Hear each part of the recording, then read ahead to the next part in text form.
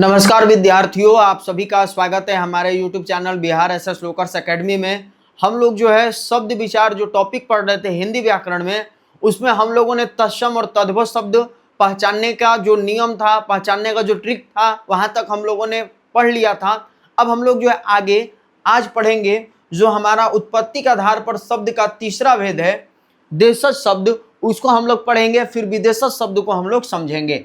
तो देखिए ध्यान से आप लोग जो है समझिएगा चीजों को, और एक बार आप लोग इस सेशन को शेयर कर दीजिएगा अपने दोस्तों में। और जो पिछला क्लास नहीं देखे हैं तत्सम तद्भव पहचानने के नियम को, शब्द क्या होता है, शब्द के भेद को किस आधार पर पढ़ते हैं, तो उसे आप लोग जा करके जरूर देखिएगा। हमारे चैनल के प्लेलिस्ट में वो क्लासेज मिल जाएंगी आपको।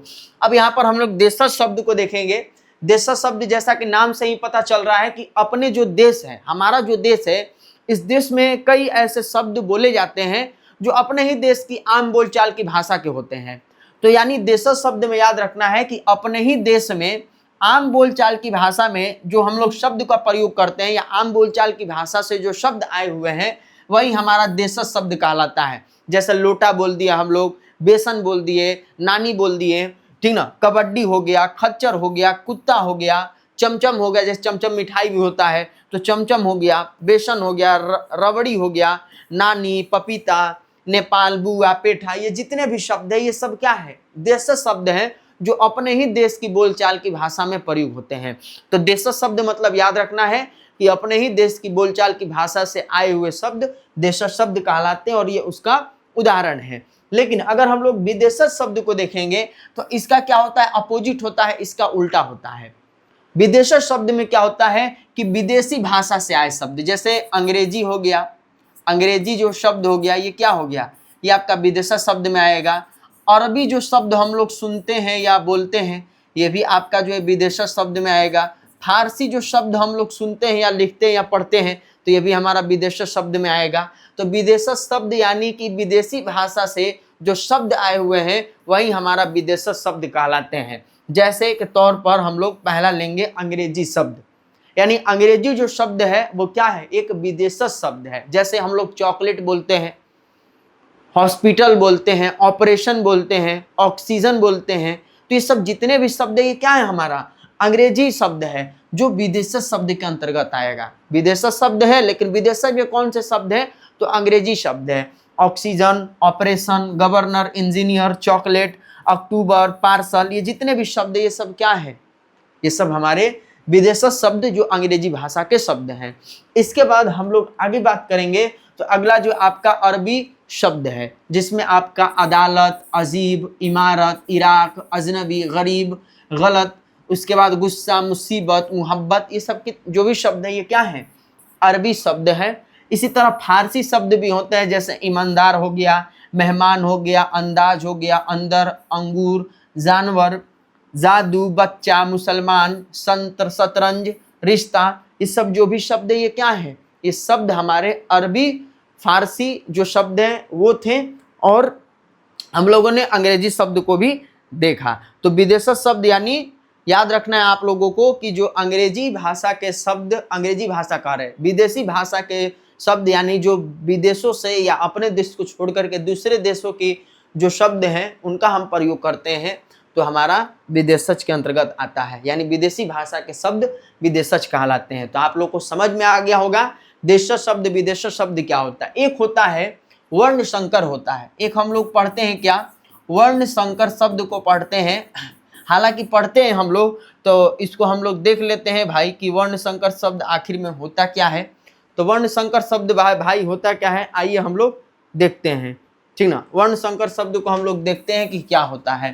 तो देखिए वर्ण संकर शब्द क्या कहलाता है कि दो भाषाओं से बने शब्द वर्ण संकर शब्द कहलाते हैं। दो भाषा कहने का मतलब हो गया कि जो एक भाषा मान लीजिए हम ले लिए अंग्रेजी, ठीक, एक ले लिए मान लीजिए अरबी ले लिए, या फिर मैं बात करूं कि एक भाषा ले लिए हिंदी ले लिए, एक ले लिए अंग्रेजी ले लिए। तो हिंदी और अंग्रेजी मान लीजिए अलग अलग भाषा हुआ और इन दो भाषाओं से अगर कोई एक शब्द बन रहा है तो वही हमारा वर्ण संकर शब्द कहलाता है। यानी दो भाषाओं के मेल से बना हुआ जो एक नया शब्द है वही वर्ण संकर शब्द कहलाता है। जैसे के तौर पे मान लीजिए अरबी और फारसी जो दो अलग अलग भाषाओं को मिलाएंगे और इससे जो शब्द बन रहा है तो क्या बन रहा है, आलमस्त बन रहा है, किलेदार हो गया, खबरगीर हो गया, गमगीन हो गया, गलतफहमी हो गया, ये सब क्या है? अरबी और फारसी दो भाषा के मेल से बना हुआ शब्द है। उसी तरह कुछ और भाषाओं के मेल से बने हुए शब्द को देखते हैं, जैसे हिंदी और अरबी लिखा है, तो हिंदी और अरबी से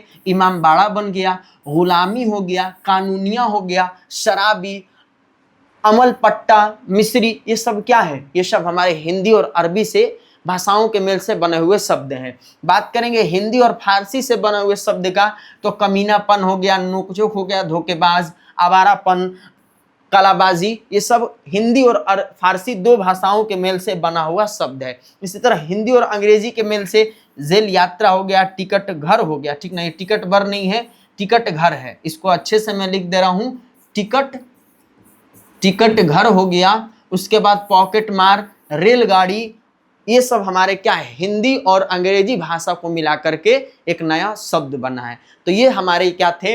वर्ण संकर शब्द थे। तो हम लोगों ने उत्पत्ति के आधार पर जो शब्द का भेद पढ़ा, तत्सम तद्भव क्या होते हैं? तो संस्कृत का जो हूबहू शब्द हिंदी में प्रयोग किया जाता है तो तत्सम, और इसका परिवर्तित रूप या बिगड़ा हुआ रूप क्या होता है? तद्भव होता है। देशज शब्द अपने ही बोलचाल की भाषा में प्रयोग किए गए शब्द देशज, आप विदेशी भाषा से आए शब्द को विदेशज।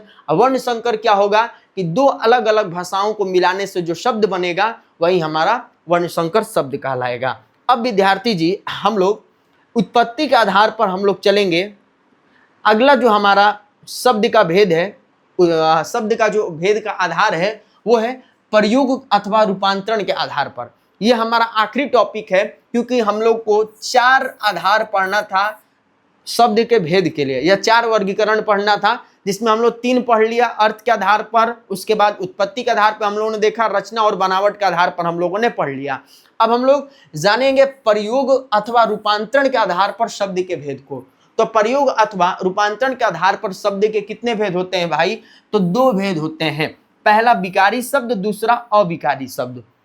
विकारी शब्द में जो है, विकारी शब्द को अगर हम बात करेंगे तो ये 4 तरीके के होते हैं। एक आपका संज्ञा हो गया, संज्ञा, एक आपका सर्वनाम हो गया, सर्वनाम हो गया, एक आपका विशेषण हो गया, ठीक ना, विशेषण हो गया, विशेषण, विशेषण को थोड़ा अच्छे से लिख दे रहे हैं, विशेषण हो गया, और एक आपका क्रिया हो गया। ये जितने भी चारों हम लोग टॉपिक को आगे कवर करेंगे एक एक करके, ये सभी हमारे क्या है? विकारी शब्द के अंतर्गत आते हैं। अगर आपसे कोई पूछ देगा कि बताओ विद्यार्थी संज्ञा कौन सा शब्द है, तो अब आप कंफ्यूज होइएगा कि सर संज्ञा शब्द है, तो कहिएगा बाबू हाँ संज्ञा शब्द है। कौन सा शब्द है? तो विकारी शब्द है। सर्वनाम कौन सा शब्द है अगर आपसे पूछ देगा, विशेषण कौन सा शब्द है, या क्रिया कौन सा शब्द है आपसे पूछ देगा भाई, तो आप कहिएगा कि गुरुजी विकारी शब्द है। विकारी शब्द मीन्स क्या?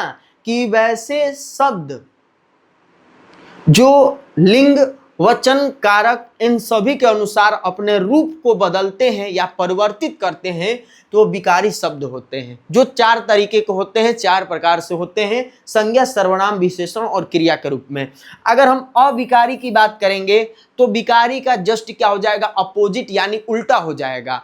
इसमें क्या होगा कि इसमें वैसे शब्द आते हैं जो लिंग, वचन, कारक इन सभी के अनुसार जो है अपने रूप को नहीं बदलते हैं, यानी परिवर्तित नहीं करते हैं, तो वो अविकारी शब्द होता है। ये भी 4 तरीके का होता है, जैसे क्रिया, विशेषण हो गया, विस्मयादि बोधक हो गया, समुच्चय बोधक, ये सब हमारे अविकारी के अंतर्गत आते हैं। देखिए यहाँ पर लिखा हुआ है, क्या लिखा है? विकारी शब्द में कह रहा है कि ऐसे शब्द जिनके रूप लिंग, वचन, कारक के अनुसार परिवर्तन होते हैं, मतलब ये अपने रूप को क्या करेंगे? बदलेंगे, लिंग के अनुसार, वचन के अनुसार, कारक के अनुसार, तो वो हमारा विकारी शब्द होगा। और ये 4 तरह के होते हैं, संज्ञा, सर्वनाम, विशेषण और क्रिया, जो कि मैंने बताया। और हम लोग बात करेंगे अविकारी का। अविकारी का बात करेंगे तो इसी का क्या होता है? उल्टा होता है। यानी अविकारी में बताया गया है कि ऐसे शब्द जिनके रूप लिंग, वचन, कारक आदि से कोई फर्क नहीं पड़ता है, जो अपरिवर्तित रहते हैं, मतलब यानी परिवर्तित नहीं होते हैं, तो इन्हें शब्द को हम लोग अविकारी शब्द कहते हैं। जैसे क्रिया, विशेषण हो गया, संबंध बोधक हो गया, समुच्चय बोधक हो गया और विस्मयादि बोधक हो गया। ये सब क्या है? चिन्ह है। तो चिन्ह कभी बदलेंगे कि वहीं रहेंगे? रूप उसका बदलेगा भाई? नहीं ना बदलेगा। तो इसलिए जो समुच्चय बोधक, विस्मयादि बोधक हम लोग पढ़ेंगे, ये अविकारी के अंतर्गत आएगा, अविकारी शब्द के अंतर्गत आएगा। क्योंकि अपने रूप को नहीं बदलते हैं। तो आप लोग को समझ में आ गया होगा विकारी और अविकारी शब्द क्या होते हैं। यही रूपांतरण के आधार पर, या हमने जो अभी देखा कौन सा आधार था भाई, कौन सा आधार था, रूपांतरण या प्रयोग के आधार पर। तो इन दो आधारों का नाम मतलब अलग अलग दिया गया है, प्रयोग और रूपांतरण, लेकिन एक ही चीज है। तो याद रखना है, प्रयोग का है या रूपांतरण का है तो वहां पर हम लोग विकारी और अविकारी शब्द को बताएंगे। तो हम लोगों ने आज अपना शब्द चैप्टर को कंप्लीट कर दिया, पूर्ण रूप से हम लोगों ने शब्द को कंप्लीट कर दिया। अब हम लोग जो है क्या करेंगे, इससे जुड़े हुए अगले क्लास में ऑब्जेक्टिव क्वेश्चन, जो इंपॉर्टेंट ऑब्जेक्टिव क्वेश्चन है उसको हम लोग करेंगे।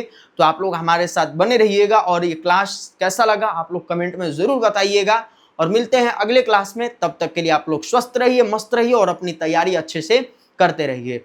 धन्यवाद।